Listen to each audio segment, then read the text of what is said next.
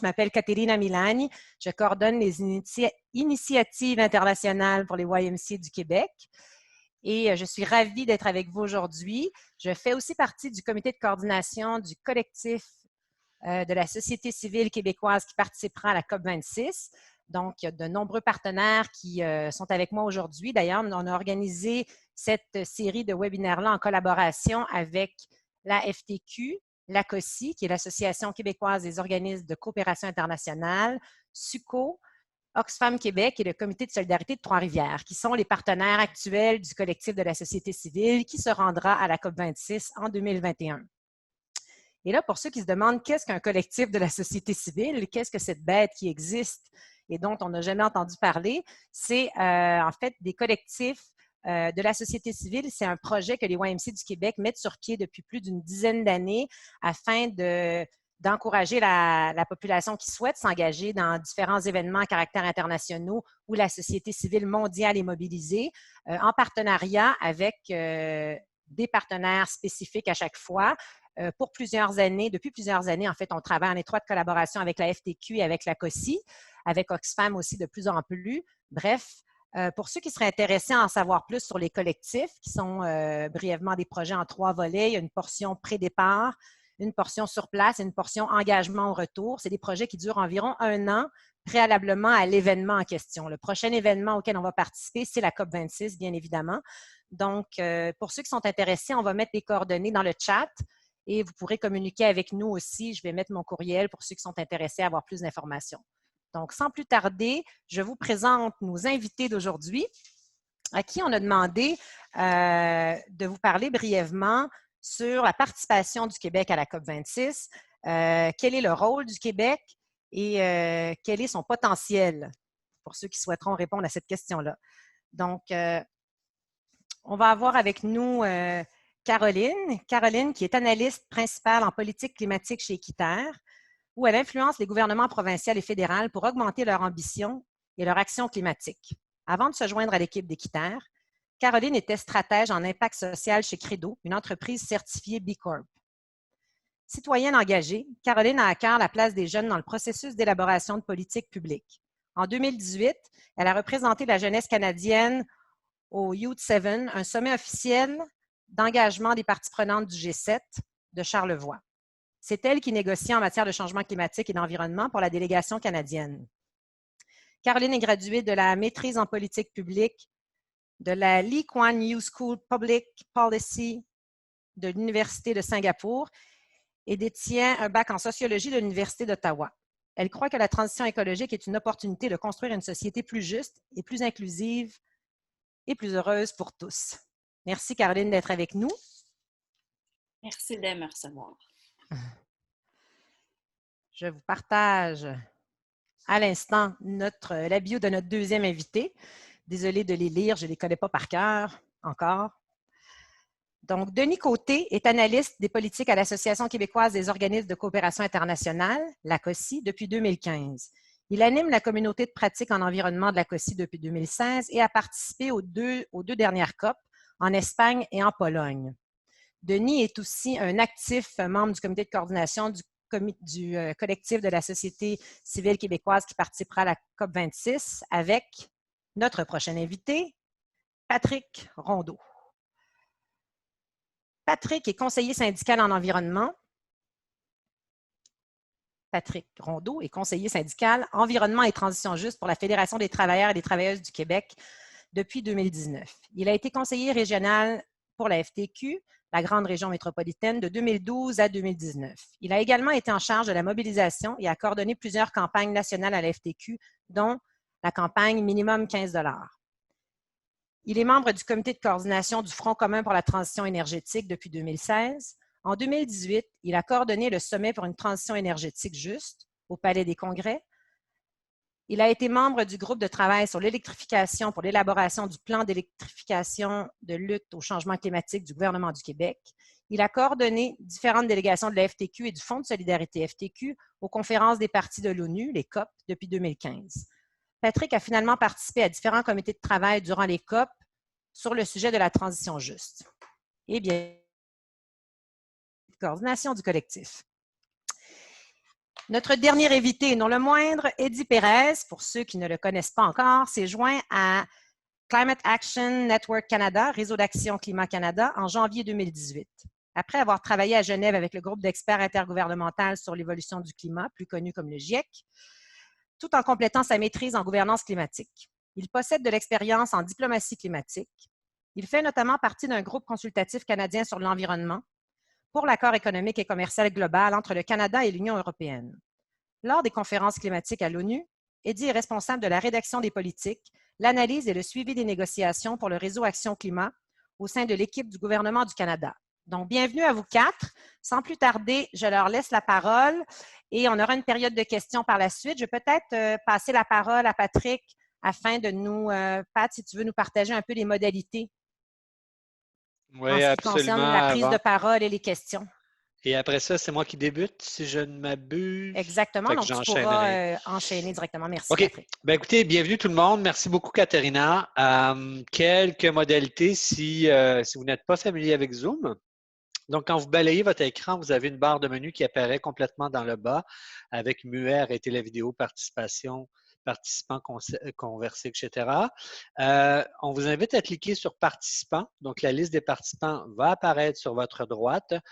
Quand vous balayez votre nom, vous avez deux icônes qui apparaissent, muet et plus. On vous invite à peser sur plus et vous renommer et mettre le nom de votre organisation s'il y a lieu à côté de votre nom. Ça nous aide à vous identifier un peu mieux pour la discussion de tantôt.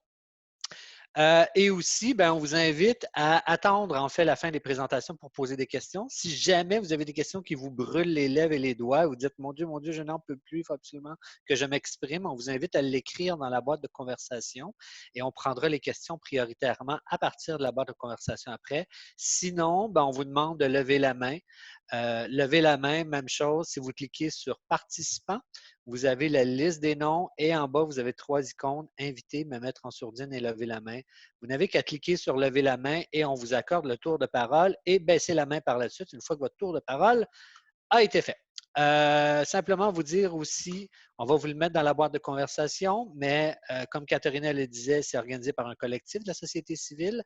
Il est possible de joindre le collectif, donc on va vous mettre aussi l'adresse web pour vous inscrire au collectif dans quelques minutes. Donc, je débute. Pourquoi, en fait, c'est important que les syndicats soient présents dans les COP? Naturellement, on parle de la présence du Québec, quel est le rôle du Québec, mais spécifiquement, l'acteur syndical est un acteur qui est important au Québec et est présent dans les COP. Donc, il faut se poser la question pourquoi, parce que c'est effectivement une bonne question qu'on se fait encore poser. Qu'est-ce que les syndicats viennent faire dans la lutte au changement climatique? Et cette question-là, écoutez, elle a un point culminant. Il y a l'avant 2015 et il y a l'après 2015. Je vous dirais que les syndicats ont toujours été présents lors des COP. D'ailleurs, c'est une des constituantes de l'accord cadre des Nations unies sur les changements climatiques. Il y en a 9. Donc, vous avez les États comme tels, mais vous avez aussi les constituantes. Donc, ça veut dire que la société civile est découpée aussi de façon représentative dans une COP et les syndicats sont une des constituantes. Donc, c'est un acteur qui est important. Mais avant 2015, la participation n'était pas aussi importante qu'elle l'est maintenant. 2015, vous vous souvenez, c'est Paris, c'est l'accord de Paris. Et c'est surtout aussi une panoplie de mécanismes qui se mettent en place, notamment au niveau de la transition juste, par le Forum on Response Measure, qui est un groupe de travail qui est formé pour accompagner l'accord de Paris dès 2015. Et surtout, les syndicats débarquent à la COP 21 avec un slogan qui est relativement fort, qu'on se fait remettre dans la face, hein, on s'en doute bien de temps en temps, mais there's no jobs on a dead planet. Donc, ça signifie qu'on a beau vouloir défendre les intérêts de nos membres, à un certain moment donné, il y a une limite et que sur une planète morte, il n'y en a plus d'emplois. Donc, il faut absolument avoir un acte de conscience et complètement, pour certains syndicats à travers la planète, réorienter toutes nos opérations, notre façon, notre culture, ce qui n'est pas rien. Et ça implique aussi, d'une certaine façon, en 2015, la FTQ. Donc, rapidement, on s'implique depuis 2015 de façon très active dans les COP. Non pas qu'on ne l'était pas avant, mais de façon plus importante depuis. Notamment parce que aussi en 2015, l'Organisation internationale du travail adopte ce qu'ils appellent les principes directeurs pour la transition juste. C'est-à-dire que depuis 2013, les syndicats, les employeurs et les États se disent, ouais, ben, cette transition énergétique-là va avoir un coût économique, va avoir un coût social et il faut absolument pouvoir avoir des paramètres autour de la transition juste, qui est un concept qui existe depuis les années 60 aux États-Unis. Donc, ces principes-là sont adoptés en 2015, quelques mois après la COP 21, et servent un peu là, de feuille de route pour la Confédération syndicale internationale à laquelle la FTQ est membre. En 2016, quelque chose qui nous impacte, on est à la COP 22, on est au Maroc et la Catherine de l'époque, oui. La ministre de l'Environnement de l'époque, Catherine McKenna, clôt en fait la participation du Canada en annonçant la fermeture de l'industrie du charbon au Canada. Pour des milliers, voire des dizaines de milliers, sinon des centaines de milliers de travailleurs et de travailleuses dans cette industrie-là, ils l'ont appris de cette façon-là. Ils apprenaient par les médias que leur job était pour disparaître. Et dans l'esprit du gouvernement, c'était sur un horizon de 2030 et qu'il ne suffisait que de donner en fait des subventions à l'industrie du charbon pour qu'une transition s'opère dans le temps. Ben, moins d'un an plus tard, plusieurs dizaines de milliers de travailleurs et de travailleuses avaient des lettres de licenciement laissées pour compte, notamment et principalement en Alberta. Donc, ça, c'est un exemple de transition injuste. C'est pourquoi les syndicats ont pris la balle au bon et savaient très bien que le Canada était pour l'idée en bon français, le lancement d'une alliance qui se nomme le Powering Past Coal Alliance, et que cette alliance-là était importante pour le Canada, de vouloir rallier l'ensemble des pays industrialisés derrière une transition du charbon. Vous savez, au Québec, on n'a pas beaucoup de charbon, mais ailleurs au Canada, c'est une source d'énergie qui est quand même encore très présente, encore aujourd'hui. Donc, je vous dirais que 2017 et notamment la COP 23 a été le théâtre là, pour le mouvement syndical de se faire entendre et de se dire, ça suffit. En fait, la transition ne peut pas se faire simplement à envoyer des subventions aux employeurs. On a vu le résultat déjà dans les derniers mois qui viennent de se passer dans l'industrie du charbon et qu'il faut absolument qu'un groupe de travail qui soit mis sur pied, ce que le gouvernement fédéral voulait faire, mais qu'il soit co-présidé par les syndicats. Il faut qu'on fasse partie de la solution. Il faut mobiliser les travailleurs de cette industrie-là. Il faut les entendre. Il faut faire un plan avec eux. Et il a fallu tordre le bras, on le dira, disons-le clairement, au Canada pour inclure finalement les syndicats canadiens dans le groupe de travail sur le charbon. 2017, finalement, le groupe de travail, pas 2017, mais 2018, prend son envol, fait son travail, arrive avec des conclusions quelque part début 2019, mais entre-temps, le mal est fait et on se rend compte que les populations et les communautés en Alberta sont plongées dans une crise sociale et économique épouvantable. Et on peut le voir, hein, les échos, on les voit encore là, sur l'économie de l'Alberta. Donc, c'est des effets qui existent et qui ont des impacts réels. Donc, on est content d'avoir pu faire ce travail-là à travers les COP pour pouvoir se faire entendre et participer à la solution. 2018, la COP en Pologne, à Katowice, la présidence polonaise décide de déposer une déclaration sur la solidarité et la transition juste, notamment appelée la déclaration de Silésie, demande aux États de la signer. Donc, c'est la première fois qu'on reconnaît ouvertement la transition juste. Avant, je vous dirais, en 2015, il fallait se battre, ne serait-ce que pour faire apparaître ce concept-là dans le préambule de l'accord de Paris. C'était une bataille farouche. Elle a failli ne pas apparaître, tout comme les droits humains. C'est encore une fois le travail des syndicats en tête qui a permis cette inclusion-là avec l'aide des camarades environnementaux, notamment Canra, qui a fait un rôle extraordinaire. Mais 2018 sonne en fait un moment important pour la transition juste avec cette déclaration-là et tout d'un coup, tout le monde s'approprie le concept et on se rend compte qu'il y a une confusion au niveau de la transition juste et c'est encore plus important que les syndicats soient présents parce qu'il y a la transition juste et il y a une transition que l'on veut juste. Et il y a une différence entre les deux. Et la première est une initiative des syndicats portée depuis longtemps et durement. Donc, en 2019, Carlos Gutiérrez tient un sommet, le secrétaire général de l'ONU, à New York pour juste avant la prochaine COP, qui est la COP où ça passe ou ça casse, qui est la COP 25. Met sur pied le Climate for Jobs Initiative, qui est un peu une suite à la déclaration de Silésie, si on veut. Et par la suite, invite les pays à signer par la suite. Arrive la COP25, qui est une catastrophe au niveau des résultats, mais qui voit en fait cette collaboration-là entre les constituantes comme on ne l'a jamais vu. Donc, les constituantes qui travaillent coude à coude et qui se mobilisent face aux États à l'intérieur même des murs de la COP, ce qui est durement réprimé par les forces de l'ONU. Donc, c'est un peu pour ça, en fait, que les syndicats sont présents, pourquoi la FTQ est présente, et notamment au niveau des deux paliers gouvernementaux, que ce soit au niveau du Québec. Ça nous a permis de faire avancer l'agenda sur la transition juste, de faire des représentations au niveau du plan d'électrification et de changement climatique, parce qu'on est tous captifs entre les murs d'une COP. On doit travailler ensemble et il y a un effet où on est adversaire, peut-être qu'on est au Québec, mais quand on est là-bas, on demeure québécois ou canadien. Adversaire, mais allié en même temps. Donc, ça donne un drôle de mélange et ça permet d'avoir ce genre de discussion-là, tout comme au niveau du fédéral, avec le Just Transition Task Force dont j'ai parlé tantôt, et ça nous permet maintenant de dire quand est-ce que le Canada va signer le Climate for Job Initiative, ainsi que qu'est-ce que sera finalement le Just Transition Act, cette promesse de loi sur la transition juste du gouvernement Trudeau lors des dernières élections. Donc, essentiellement, c'est les raisons pourquoi la FTQ y participe, pourquoi le Québec est important par sa voix syndicale, pourquoi c'est important qu'on soit là. Donc, moi, ça fait le tour pour moi. Merci. Merci beaucoup, Patrick, pour cet éclairant tour de piste de l'important rôle que jouent les syndicats. Et effectivement, souvent, même nous, quand on travaille en partenariat, les gens nous demandent, ah oui, de moins en moins maintenant, évidemment, mais les gens se posent cette question-là.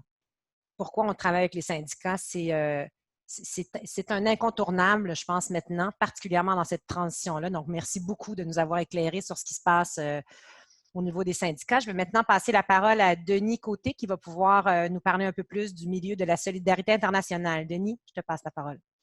Oui, bonjour tout le monde. Donc, de mon côté, je suis analyste des politiques à la COSI.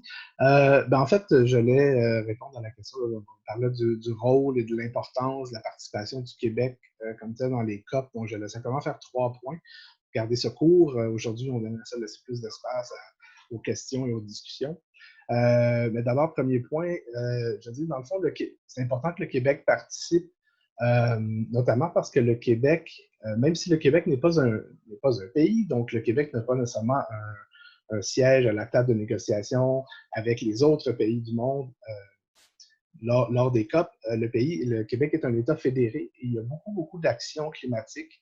Vous savez, la plupart des pays ont pas encore déposé leur nouvelle cible de réduction des GES et quand ils le font, ils les rencontrent rarement.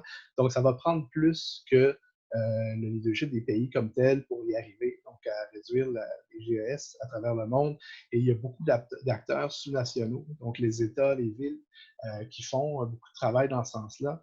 Si on pense aux États-Unis, on sait qu'on a un gouvernement une administration Trump là, qui ne se soucie pas particulièrement des changements climatiques, mais ça ne veut pas dire qu'il n'y a pas plein d'actions qui sont prises par les villes et les États pour aller dans le sens d'une réduction donc, des gaz à effet de serre. Donc, le Québec, donc, dans ce cadre-là, a une place aussi dans les COP, dans ces conférences-là, et fait preuve quand même d'un certain leadership. L'année passée, en fait, le Québec a un programme qui s'appelle le Programme de coopération climatique internationale, qui a même gagné un prix de l'action climatique l'année passée là, dans le cadre de la COP et qui permet, dans le fond, de financer des projets, beaucoup des projets d'adaptation dans les pays, des pays du Sud, donc qui mettent ensemble, dans le fond, ce sont des partenariats souvent des organismes de coopération internationale, des institutions de recherche, parfois des entreprises du Québec et des communautés ou des groupes dans les pays du Sud, surtout en Afrique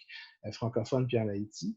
Et c'est intéressant parce qu'on finance beaucoup des projets d'adaptation, chose qui ne se fait pas toujours n'est pas toujours facile au niveau international quand on parle de financement climatique. Il y a beaucoup plus de financement qui va au projet d'atténuation qu'au projet d'adaptation. Donc, c'est un beau programme du gouvernement du Québec. Donc, c'est important que le Québec démontre un leadership à ce niveau-là, notamment parce que si le Québec n'est pas un pays, il fait partie du Canada et il a aussi une grande responsabilité dans la situation actuelle. Donc, le Canada fait partie des 10 pays qui ont le plus contribué au changement climatique depuis 100 ans et le Québec fait partie de ce territoire-là. Et donc, on a une grande part de responsabilité dans ce qui se passe à l'heure actuelle et donc, on doit faire notre part au Québec pour réduire nos GS, mais aussi à l'international pour aider les pays du Sud, notamment, à atteindre leur propre cible ou à s'adapter au changement climatique.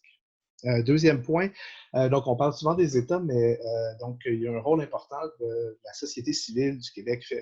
Patrick en a parlé en ce qui concerne les syndicats, mais de manière plus large encore. Donc il y a souvent des gros contingents de Québécois et de Canadiens qui participent à ces COP-là. Puis c'est un peu ça que le collectif essaie de faire aussi, c'est d'amener des gens engagés qui vont aller pouvoir faire du plaidoyer, notamment dans l'enceinte de la COP. Un plaidoyer qui se fait à 3 niveaux, donc qui peut se faire sur les tables de négociation, c'est-à-dire que certains ont accès à des tables, peuvent influencer des négociateurs et tout ça. Mais c'est aussi une opportunité de parler à nos propres leaders québécois et canadiens. Donc, par exemple, l'année passée, à Madrid, je me rappelle qu'on a eu une rencontre d'une heure et demie avec le ministre de l'Environnement, M. Charette, où tous les groupes autour de la table, différents groupes de la société civile québécoise pouvaient porter leur message. Et donc, c'est des occasions qui se présentent peut-être pas aussi souvent ou facilement quand on est au Québec. Et à l'international, des fois, il y a des fenêtres d'opportunité comme celle-là dont il faut profiter. Et même chose avec l'accès aux négociateurs canadiens. Donc, tous les jours, presque, dépendamment des COP, il y a des rencontres avec les négociateurs du Canada. Et donc, on peut être mis au courant de façon assez précise de ce qui se passe sur les différentes tables et donner nos commentaires et essayer d'influencer un peu le processus. Donc, la société civile a un rôle à jouer important là-dedans et notamment, c'est notamment un rôle de solidarité internationale. Nous, ce qu'on préconise aussi, c'est beaucoup d'écouter les populations qui sont les plus affectées par les changements climatiques. Donc, on parle des pays du Sud de manière générale qui ont très peu contribué au changement climatique et qui en subissent les conséquences les plus graves, mais aussi les femmes, aussi les populations autochtones, aussi les jeunes et d'autres groupes donc, qui subissent de manière disproportionnée les impacts du changement climatique.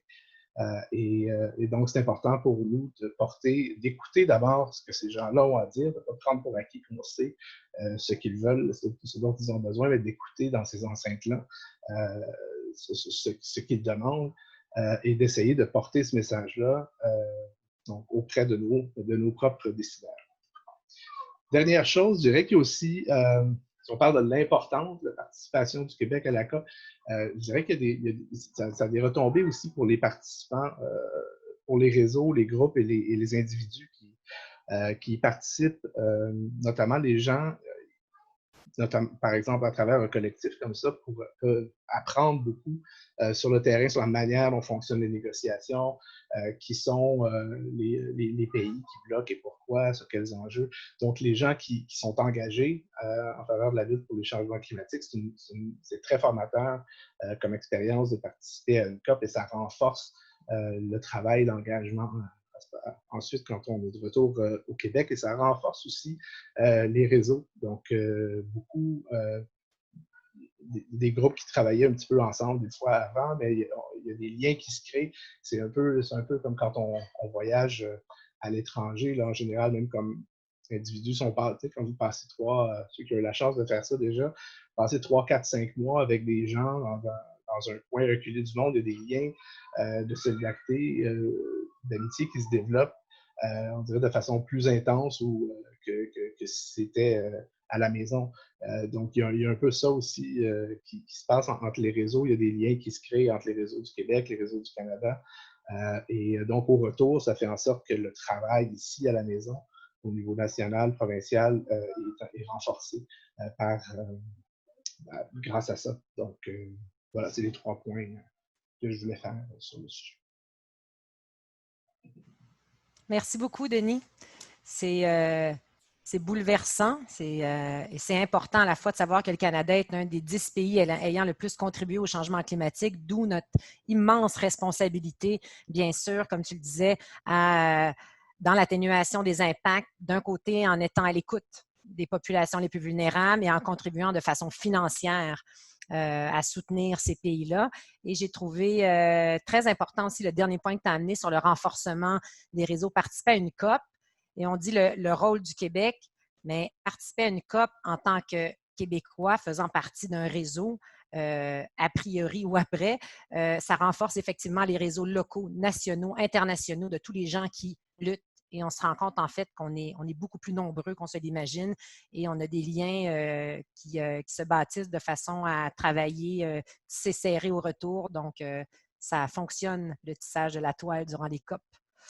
Alors, merci beaucoup. Je vais passer la parole maintenant à Caroline, qui a une grande expérience aussi dans les COP et qui comprend très bien le rôle du Québec. Donc, merci beaucoup, Caroline, d'être avec nous. Merci, Caterina. En fait, je vais corriger ton dernier énoncé. J'ai pas tant d'expérience que ça dans les COP. C'était ma première COP l'année dernière, mais justement, j'aimerais ça en profiter pour en parler un petit peu avec les participants sur comment j'ai vécu ça aussi, non seulement du point de vue professionnel, mais aussi personnel.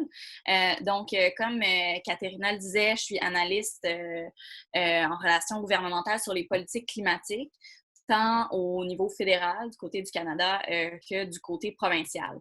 Donc, aller à Madrid, comme le disait Denis, Patrick, c'est vraiment un espace privilégié pour influencer les gouvernements parce que les ministres sont sur place durant souvent 2-3 jours. Puis, il y a beaucoup d'accès aux ministres, à leur staff. Comme disait Denis, c'est un moment où il y a des liens qui se créent, où on peut avoir des conversations avec eux qui vont un petit peu plus en profondeur que quand c'est presque drôle, mais on a plus accès à eux à Madrid qu'à Montréal, en quelque sorte. Je m'excuse, mon fond d'écran flash un petit peu, donc des fois, je bouge. Mais donc, moi, je voulais juste vous parler un peu. Ma première COP à Madrid, on est arrivé. Puis juste pour vous donner une idée de l'ampleur de la chose, je travaille en politique climatique, puis je m'implique sur cette question-là depuis quand même quelques années. Donc, je connaissais bien la COP sur papier, mais je dois vous avouer que j'ai quand même fait le saut. Excusez-moi, je vais enlever mon fond d'écran parce que là, c'est un petit peu dérangeant. OK, super. Désolée pour ça. Mais donc, je me rappelle, on est allé à la première rencontre le matin avec les négociateurs. C'est comme la première chose qui se passe le matin. Puis étant donné que c'était ma première fois, je me suis dit, je vais y aller. Puis en ressortant, je vais regarder comme où les gens vont, puis je vais les suivre. Puis finalement, ben, après la rencontre, tout le monde est parti dans des directions différentes parce que c'est ça la COP, c'est qu'il y a 1001 choses qui se passent en même temps. Donc, je fais juste un petit, pour les gens qui comptent y aller l'année prochaine, il y a quelqu'un qui me donnait un conseil, puis je le repasse parce que moi, ça m'a aidé un peu à pas trop me sentir déboussolé dans l'expérience, c'est que il faut pas s'attendre à tout comprendre dès même sa première COP. Donc, je voulais quand même vous le dire.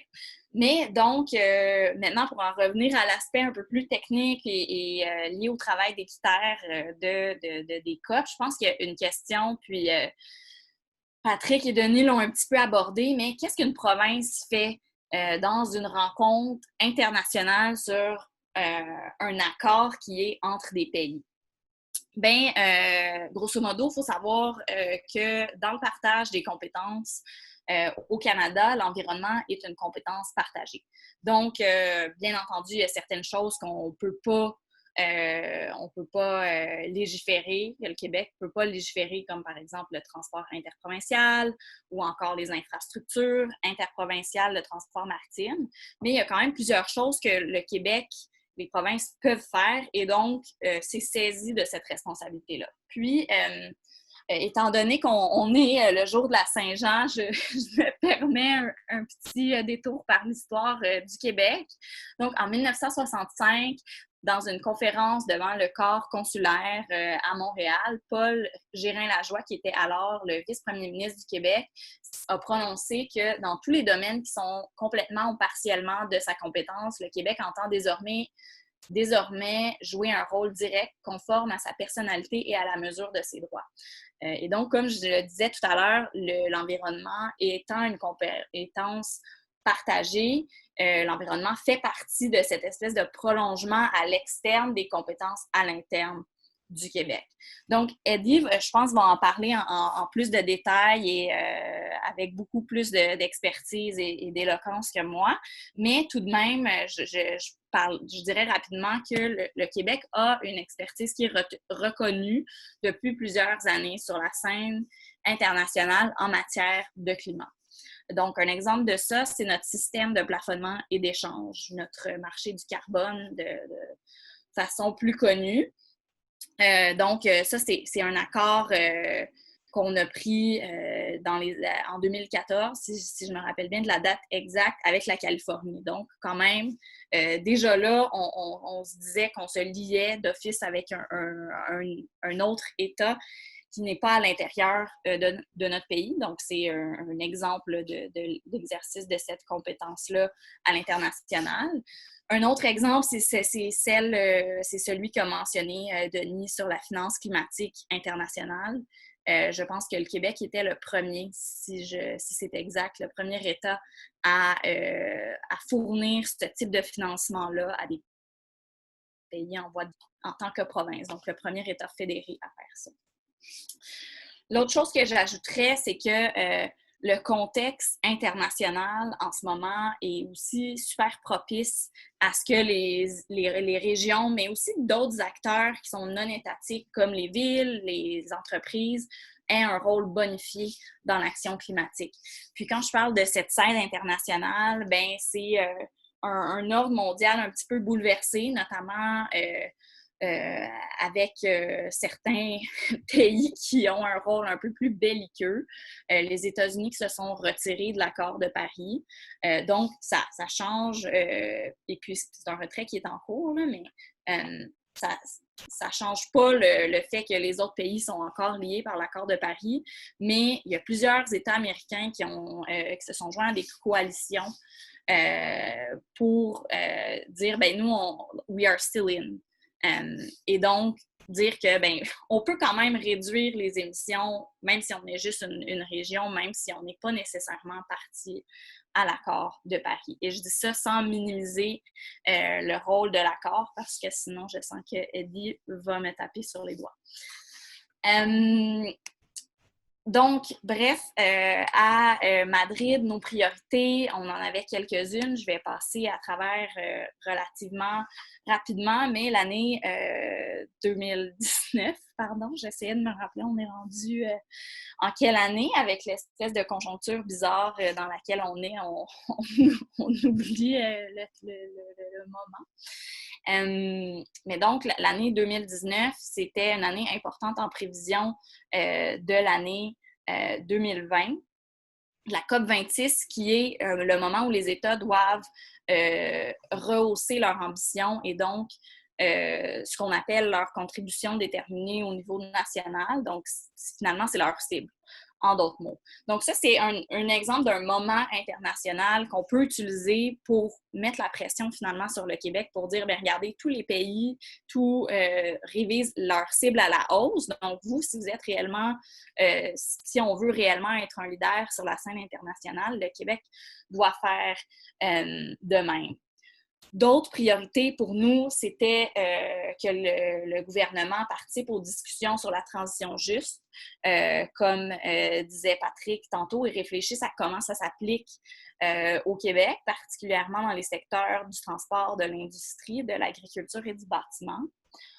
On voulait aussi que le Québec continue à montrer l'exemple en matière de financement climatique international, donc en ce qu'il fait avec son programme de coopération climatique dont Denis parlait tantôt.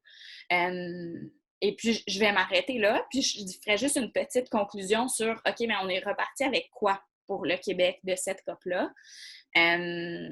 D'abord, comme je vous disais, le ministre, quand il est arrivé, les discussions sur le rehaussement de l'ambition étaient très vives. Et donc, après quelques jours, il a tout de suite annoncé que le Québec allait s'engager pour avoir une cible de 0 émission nette à l'échéance 2050. Donc, c'est sûr que c'est une échéance qui est loin, puis on aimerait dans un monde idéal, comme Équiterre l'a défendu là, dans les audiences pour le projet de loi 44, que ça s'accompagne de cibles à chaque 5 ans qui nous permettent de s'assurer qu'on est sur la bonne voie avec des mécanismes de reddition de comptes et de transparence aussi. Mais quand même, le fait qu'ils disent ça à Madrid, ça nous donne quelque chose à quoi s'accrocher pour le tenir responsable de cette promesse-là. Une autre chose très importante qui a été annoncée, et puis là, c'est sûr que tout est un peu chamboulé à cause du coronavirus, mais c'est la présence du premier ministre Legault à la COP26 à Glasgow. Comme ça a été mentionné plusieurs fois, il y a un aspect humain qui est quand même très important dans ces conférences-là. Puis moi, je crois fermement que juste pour le ministre Charette, d'être sur place en présence d'autres décideurs comme lui qui décident de faire preuve d'ambition, ça crée une espèce de oomph, puis de comme, OK, let's go, j'ai envie d'être dans cette gang-là d'États leaders. Donc, c'est sûr que ça aurait un effet très positif que le premier ministre Legault soit là à Glasgow. J'ajouterais aussi que en étant là-bas, il va être, comme on disait tout à l'heure, exposé à la société civile avec beaucoup plus de proximité que ce à quoi on a droit en temps normal. Et puis finalement, s'il est sur place, il va nécessairement devoir faire des annonces. Donc ça aussi, c'est un levier pour nous à utiliser, comme je disais tout à l'heure, sa présence à la COP. Donc, pour conclure, c'est sûr que, puis encore une fois, Eddie va peut-être pouvoir nous en dire plus là-dessus. C'est sûr que là, avec le coronavirus, ça remet un peu tout en perspective. On s'attend quand même que ça soit un espace où va être discuté les plans de relance. Donc, il y a quelques changements auxquels on peut s'attendre, mais c'est quand même des attentes d'Équiterre que le premier ministre Legault soit à la COP 26 puis en profite pour rehausser l'ambition du Québec et avoir une action qui nous permette d'atteindre nos ambitions également. Merci beaucoup, Caroline. Là, je comprends pourquoi je pensais que tu avais autant d'expérience que ça dans les COP. C'est parce que ça t'en a pris juste une pour aller aussi loin. J'ai trouvé ça très intéressant, le détour PGL que tu nous as fait faire, le détour Paul Gérin-Lajoie. Je pense que c'est un fait important, surtout à la veille de la Saint-Jean. Mais blague à part, savoir qu'à ce moment-là, le Québec a décidé de jouer un rôle. Là, il possédait des compétences. Je pense que ça explique aussi la volonté du Québec de prendre sa place, de vouloir se définir comme un leader. Et comme tu l'as dit, dans les COP, ces espaces-là deviennent effectivement des espaces privilégiés pour, oui, rencontrer, influencer, tisser des relations plus serrées avec nos élus. Et les élus qui sont sur place et qui prennent des engagements nous donnent des poignées pour continuer à poursuivre notre engagement et notre rôle de chien de garde quand on revient ici. C'est sûr que ces engagements-là, ils les prennent aussi devant les yeux du monde entier, mais particulièrement devant les yeux des Québécois qui sont sur place et qui attendent ces prises de position-là. Donc, effectivement, on peut s'imaginer que la pression que ça va mettre sur un premier ministre, s'il décidait d'être présent, ça sera tout à l'avantage de la société civile qui pourra continuer de se mobiliser et qu'on l'espère va se mobiliser d'ici la COP afin qu'il participe et afin que ça continue d'avancer. Donc, sans plus tarder, je passe la parole au dernier et non le moindre, Eddie Pérez, qui a certainement plein de choses à nous raconter lui aussi. Donc, Eddie, je te passe la parole. Merci, Caterina. Oui, puis merci à mes collègues qui ont quand même extrêmement bien présenté. Je vais essayer d'être au même niveau qu'eux parce que c'était quand même assez clair, puis super pertinent, puis sur des enjeux sur lesquels on travaille quand même continuellement.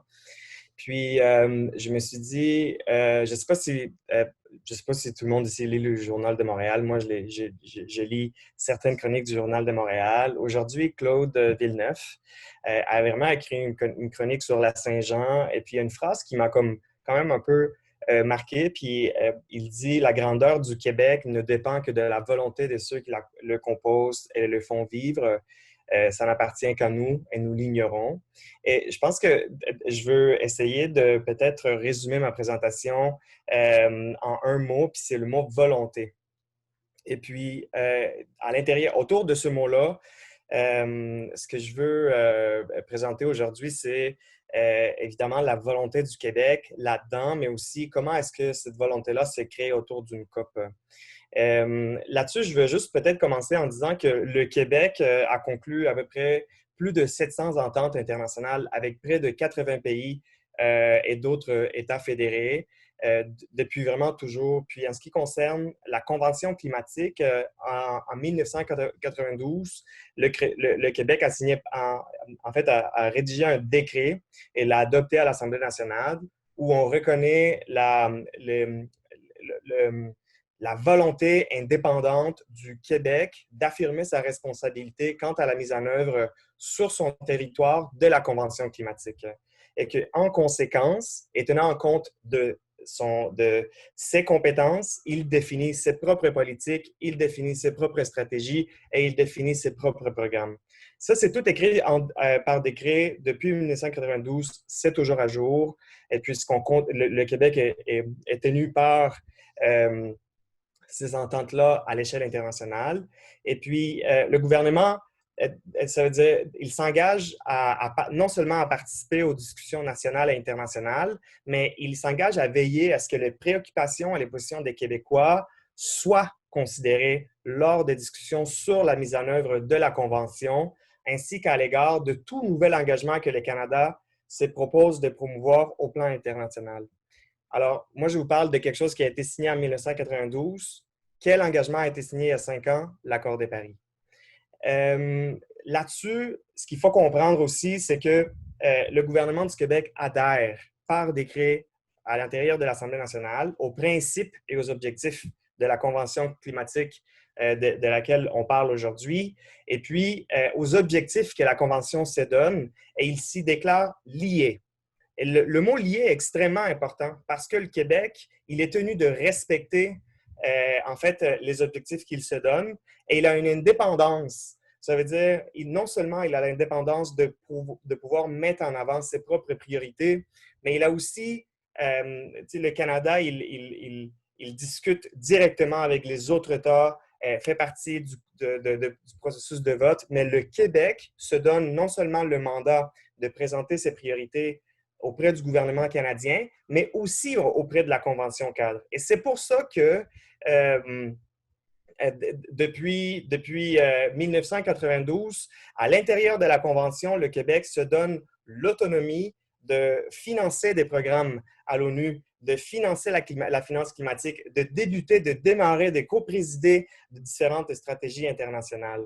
Le Québec, en fait, s'est engagé depuis la signature de la ratification de l'Accord de Paris au sein d'une coalition qui regroupe quand même 1,3 milliard de personnes, la coalition Under 2, à limiter le réchauffement climatique global à moins de 2 degrés Celsius et à réduire entre 80 et 95 % ses émissions de gaz à effet de serre d'ici 2050.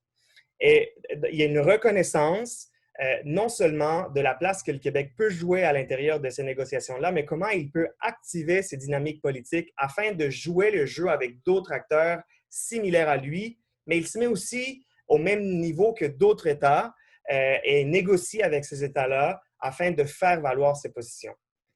Et c'est important parce que ça veut dire que le Québec comprend que dans le mandat là, de réduire nos émissions de moitié d'ici 2030, il y a une part de responsabilité qui est octroyée au Québec. Une part de responsabilité non seulement en termes de pourcentage de réduction, mais aussi en termes de positionnement politique international à l'intérieur des dynamiques diplomatiques. Puis le Québec, à l'intérieur de tout ce que je vous dis, s'est doté des cibles pour 2012, pour 2020, pour 2030, et s'est donné en fait un objectif qui n'est pas contraignant, celui de réduire ses émissions de 80% pour 2050. Il a déjà atteint sa cible pour 2012 de 6% de réduction des gaz à effet de serre selon les niveaux de 90, mais on a vraiment encore du chemin à faire afin d'atteindre nos objectifs pour 2020. On a vraiment beaucoup de chemin à faire pour atteindre nos objectifs de 2030 et on est hyper loin de nos objectifs de 2050. Et donc, ce qu'on remarque en fait, c'est que dans certains secteurs de l'économie, les émissions ont augmenté. Et mon message principal, c'est que alors que parfois on a l'impression que la responsabilité de réduction des émissions est seulement liée aux politiques domestiques, il y a vraiment un élément international de ce que le Québec fait et comment il crée en fait une image de lui comme étant un leader. Et donc, pour nous, la société civile, parmi l'un des plus grands objectifs, c'est de faire en sorte que notre message est celui qui mène le Québec à être cohérent. Ce qu'il dit à l'international se base nécessairement sur ce qu'il fait à l'échelle domestique. Sinon, il fait preuve d'incohérence. Alors, la participation du Québec se structure de 3 façons lorsqu'on parle d'une COP. Comme je l'ai expliqué, le Québec, par décret, s'est déjà dit qu'il s'y liait en fait aux objectifs de la Convention cadre comme une province ici au Canada, comme un État fédéré. Mais qu'est-ce que ça veut dire? C'est que le Québec est obligé en fait de faire part de ses priorités au gouvernement du Canada. Chaque fois que le gouvernement du Canada présente des objectifs à la COP, le Canada est obligé de négocier avec le Québec et avec les autres provinces de ces objectifs.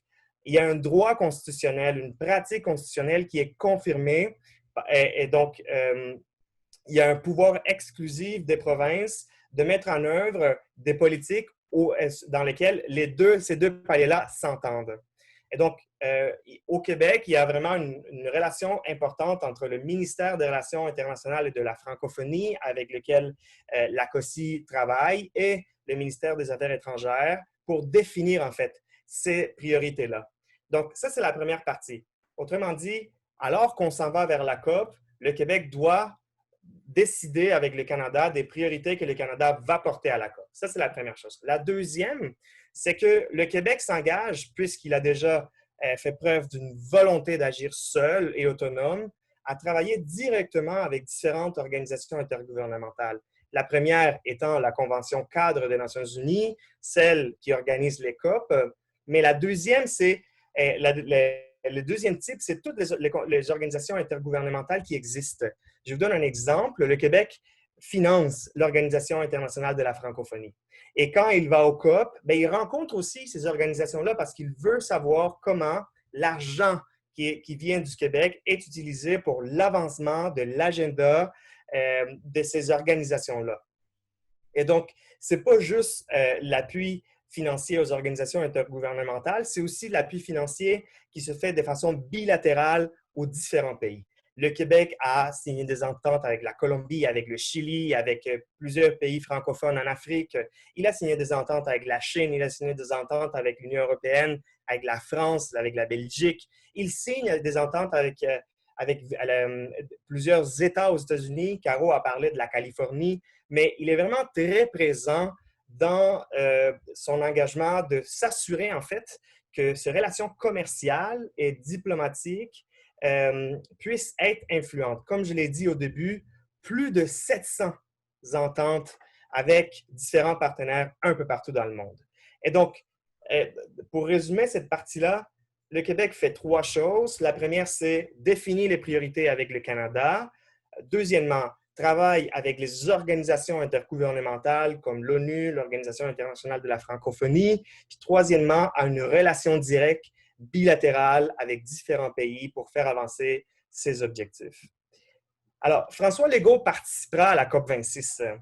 Et puis, Caroline l'a dit, c'est vraiment quelque chose de big pour l'équipe de François Legault, l'équipe du gouvernement. Il va arriver avec ses gardes du corps et tout ça. Mais moi, ce que j'ai envie de lui dire, c'est que la COP est un lieu de responsabilisation de gouvernement. Mais c'est aussi un lieu de célébration. C'est un moment de célébration. On est là pour célébrer l'action climatique. Et la raison pour laquelle parfois on trouve que les COP, c'est un échec, c'est parce qu'il n'y a absolument rien à célébrer.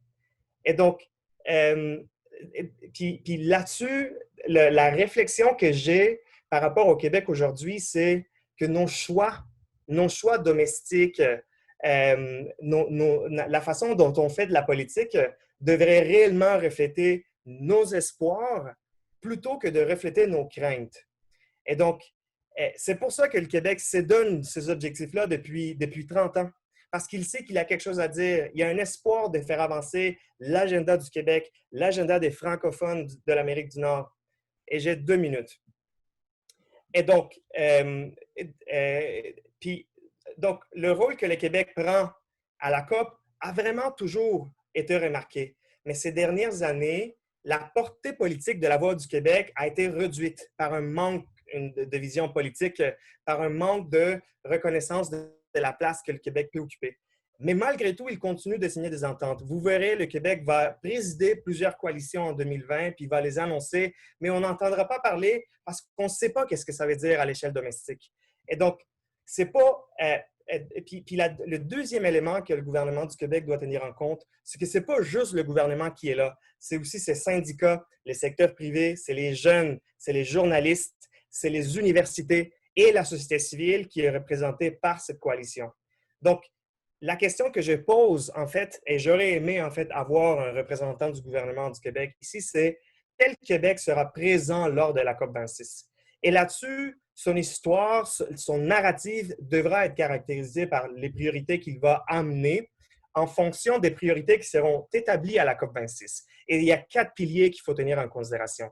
D'abord et avant tout, le plan climatique du Québec et sa contribution à l'effort mondial.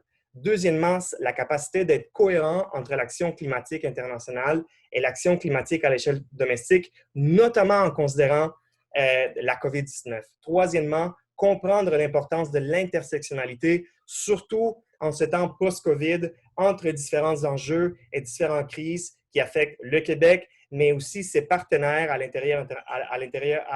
sur l'échelle internationale. Puis finalement, comment le Québec va se montrer comme un acteur solidaire qui comprend que ce n'est pas juste d'agir en matière d'environnement à l'échelle domestique, mais qu'il a une responsabilité comme un petit État fédéré qui consomme beaucoup, qui émet beaucoup de gaz à effet de serre, de faire preuve de solidarité. Merci. Merci beaucoup, Eddie, pour ce message rempli d'espoir. Bien sûr, tu as dit énormément de choses. Quoi reprendre, sinon tout. Je retiens ce qui est très intéressant, c'est la dynamique entre le Québec et le Canada. Donc, là, on sent que le Marie-Ève, l'AMC doivent travailler ensemble d'un côté, que la COP est un lieu de responsabilisation, tant au niveau local que par rapport à notre responsabilité à l'égard des populations les plus vulnérables. Puis, un lieu de célébration, j'ai trouvé ça très important que tu mentionnes ça. Qu'est-ce qu'on va faire pour être capable de célébrer à la COP26? Qu'est-ce qu'on va mettre en place d'ici la COP26? Ou qu'est-ce qui va se passer au niveau de la société civile?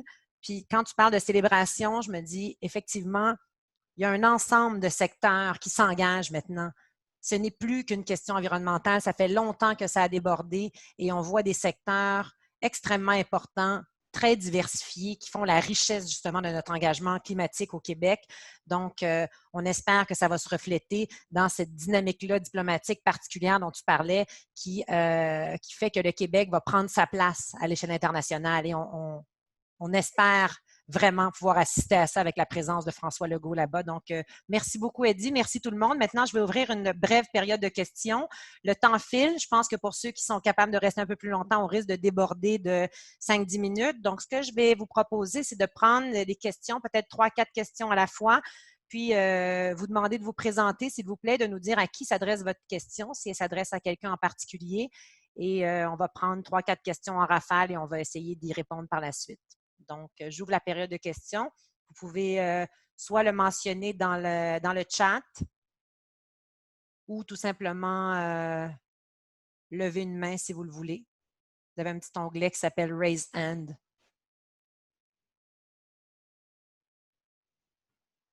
Ou nous faire signe à l'écran si vous voulez.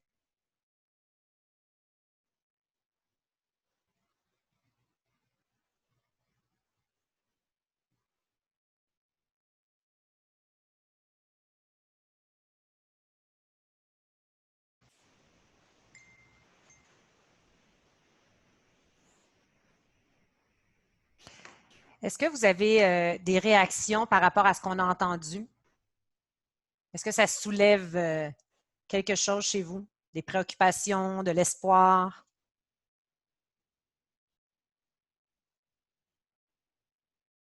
Bien, je vais peut-être commencer par moi. Alors, moi, ça soulève une question. Ma question s'adresserait à qui veut bien y répondre. Quel devrait être le rôle de la société civile, des Québécois qui, la veille de la Saint-Jean, souhaitent voir le Québec emboîter le pas et avancer pour justement pouvoir garder la pression d'ici la COP26? Qu'est-ce que la population du Québec peut faire pour faire avancer les choses, pour encourager les gouvernements à aller de l'avant dans ce sens-là? Je peux peut-être me risquer sur quelque chose parce qu'il y a beaucoup d'initiatives en cours. Il y a, je vois là encore les paroles d'Eddie là, parce que ça m'a marqué, que la COP est un lieu d'expression, hein. Ce n'est pas un lieu d'action. Donc, l'action se fait avant la COP et c'est comme ça qu'on l'a bâti. Il l'a très bien démontré en disant que les États doivent avoir des priorités. Ils ne vont pas les faire sur place, ils doivent les faire avant. Donc, il y a comme deux axes à ce niveau-là qui se divisent elles-mêmes sur deux axes. C'est-à-dire qu'il y a l'action qui aura lieu à Glasgow, en Écosse comme telle, au niveau de la COP et au niveau de la société civile. Et il y a l'action au Québec ici même, même principe au niveau des deux paliers de gouvernement et au niveau de la société civile. Et ces quatre, en fait, parties-là, telles des aortes d'un cœur, doivent fonctionner ensemble. En fait, sinon, on est condamné là, à demeurer là, dans les mêmes positions qu'on est. Concrètement, ce que ça signifie, bien, ça signifie que les gens qui auront des accréditations, qui ont un rôle au niveau du gouvernement, on peut bien balayer cette responsabilité-là au gouvernement et pour cause, c'est la leur. Mais si on ne fait pas ce travail-là, de les travailler au corps, bien, on se déresponsabilise nous-mêmes. Donc, il y a un travail qu'on doit faire entre les acteurs de converger, de travailler ensemble et de faire ce travail-là le plus tôt possible. Et j'en appelle à ça. Et j'en appelle à mes camarades aussi là, dans le panel à ce qu'on travaille ensemble à bâtir ce narratif-là le plus tôt possible. Ça, c'est la première des choses. La deuxième des choses, ben, le collectif va amener possiblement 100 personnes essentiellement pour participer au sommet de la société civile. Et des fois, on se dit, ben, qu'est-ce que ça donne de participer à un sommet à l'extérieur? Moi, je veux mon accréditation, je veux ma badge, je veux pouvoir participer, mais ce n'est pas un lieu, encore une fois, c'est un lieu d'expression, la COP, mais entre initiés. Donc, ce vrai espace d'expression-là se fait dans la rue et se fait lors de ce sommet-là. Il est important d'y participer et on a au niveau du collectif aussi ces accès-là et on travaille, comme tu le sais, Katharina, avec les organisateurs de ce sommet parallèle-là à la COP qui devra prendre la rue et probablement ceinturer la COP et se faire entendre, comme ça a été le cas à Madrid, et faire monter la température. Donc, surtout Glasgow. Mais ça, c'est quand même important. Et ces deux-là sont essentiels. Tout comme ici même, ben, il va falloir bâtir et travailler au corps les deux paliers de gouvernement sur leurs responsabilités en tant qu'établir les priorités. Ils peuvent facilement nous enfiroiper dans de la finance climatique et parler du prix du carbone, etc., et s'en sortir de cette façon-là. Et on ne doit pas les laisser s'en sortir de cette façon-là. Tout comme lorsque la COP, plus elle va approcher, il faut que la rue se fasse entendre ici même de la part de la société civile et probablement durant la COP. Il faut que l'écho soit ici aussi et qu'on doive aller possiblement à des activités qui sont plus de l'ordre du blocage économique pour pouvoir démontrer qu'un instant, vous êtes à Glasgow, mais il y a des attentes ici même. Donc, moi, je te dirais, ces quatre parties-là doivent travailler de façon convergente. Donc, c'est comme ça que je répondrai à ta question. Merci. Vas-y, Caro. Oui, Et ben, là, on a une question dans le chat. Ben écoute, tu es bien placé pour y répondre. Peut-être tu pourrais répondre. C'est au niveau. En fait, va-t-on d'emblée avoir accès aux négociateurs du Canada et doit-on l'organiser?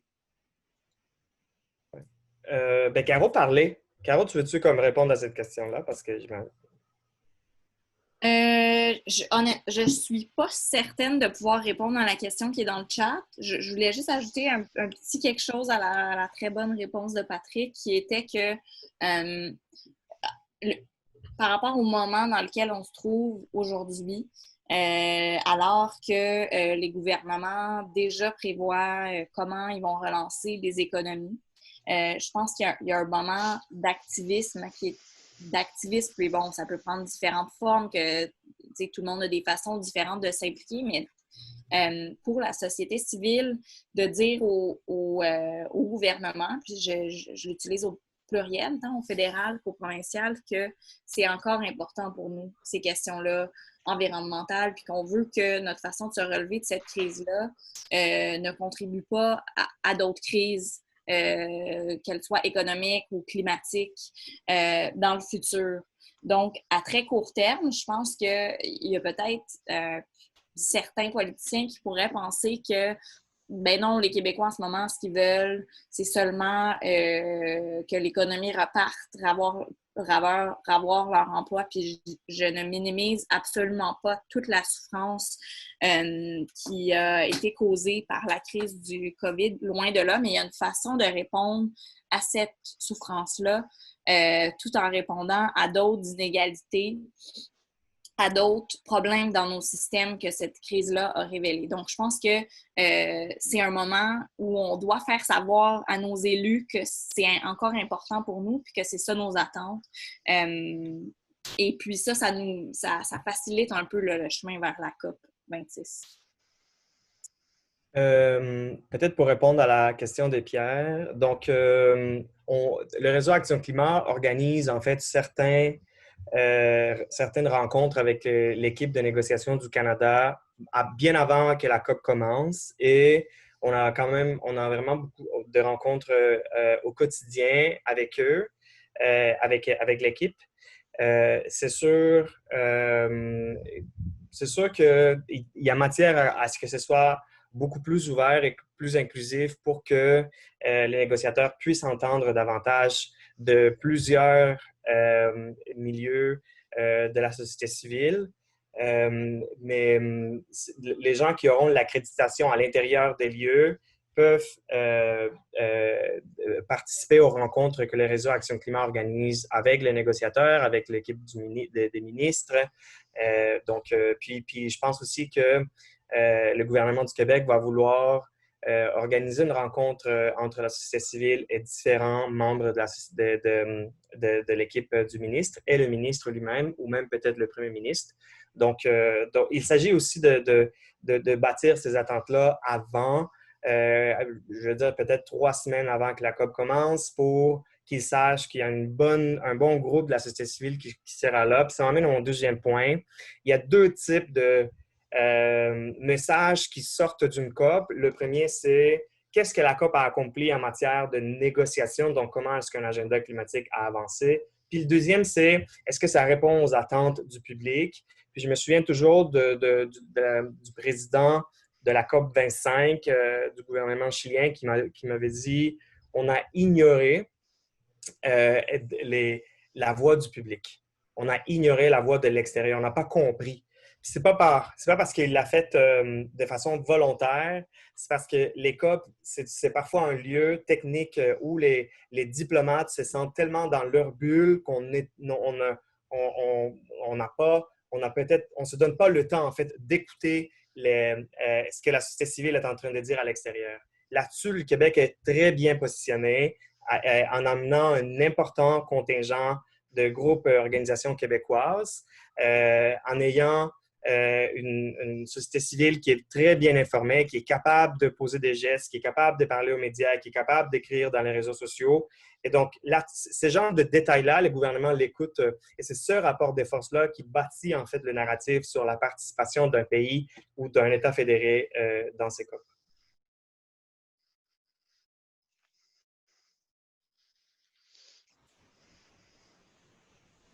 Merci. Est-ce qu'il y avait d'autres questions, commentaires, propositions?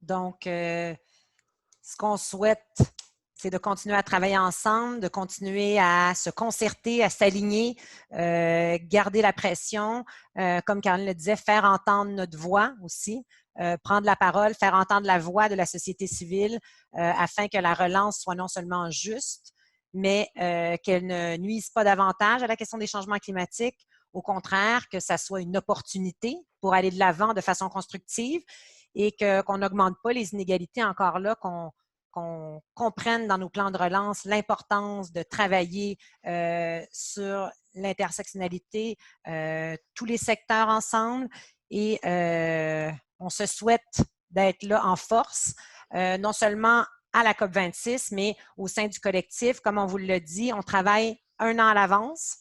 L'objectif, c'est justement de se préparer et de passer à l'action 1 an avant la COP. Donc, au début de l'automne, on va relancer le collectif. Le collectif sera en marche, donc en action, de façon à garder un tempo qui va durer jusqu'à la COP. Et croyez-moi, quand on arrive dans une COP, on est prêt, on est préparé, on a eu le temps de se faire une tête sur une panoplie d'enjeux qui ne sont pas nos enjeux de prédilection. C'est ce que ça permet à un collectif, c'est de se faire une tête un peu plus spécifique sur différents enjeux et d'arriver à la COP complètement préparé, pas à répondre à toutes les questions et à prendre part à toutes les discussions, mais certainement à avoir la base nécessaire pour mieux comprendre et pour référer des gens qu'on pourrait rencontrer qui ont un intérêt sur un sujet particulier à d'autres membres de notre délégation. Les collectifs, dans le passé, ça a amené des réseaux qui font qu'on est capable et qu'on est extrêmement motivé à faire ce qu'on a fait aujourd'hui, entre autres la série de webinaires qu'on a mis sur pied. Travailler avec les gens qu'on rencontre dans les COP, ça fait une immense différence par la suite au Québec. Il y a vraiment une toile sociale qui se tisse. Je crois que pour tous ceux qui ont déjà participé à des collectifs et en premier lieu les partenaires, on sait exactement de quoi il s'agit et on devient accro à ça parce qu'on se rend compte qu'il y a vraiment une force incroyable au Québec. Donc, merci à tout le monde d'avoir été présent avec nous la veille de la Saint-Jean. C'est vraiment une belle façon de commencer notre soirée et de fêter. Donc, on espère vous retrouver, on va répondre à vos questions et on sera bien sûr de retour de façon très active au début de l'automne. Donc, on va relancer le collectif en début d'automne. Tous ceux qui se sont inscrits au bulletin vont recevoir les nouvelles, à savoir comment ça fonctionne. Donc, j'ai vu que Pat, merci Pat, tu avais mis dans le chat l'information, le lien. Au bout de ce lien-là, il y a une fiche d'inscription. Ça ne vous engage à rien du tout. Vous allez seulement recevoir les bulletins du collectif qui vont vous permettre d'être informés, à savoir les modalités de quand on va relancer le collectif. Ensuite, j'imagine qu'on risque de continuer avec ceux qui embarqueront dans l'aventure avec nous. Donc, au plaisir de vous revoir tout le monde. Merci infiniment à nos invités qui ont pris leur 23 juin pour être avec nous. Vous êtes extraordinaires. Continuez, on vous suit. Puis, au plaisir de retravailler avec vous tous et toutes. À bientôt.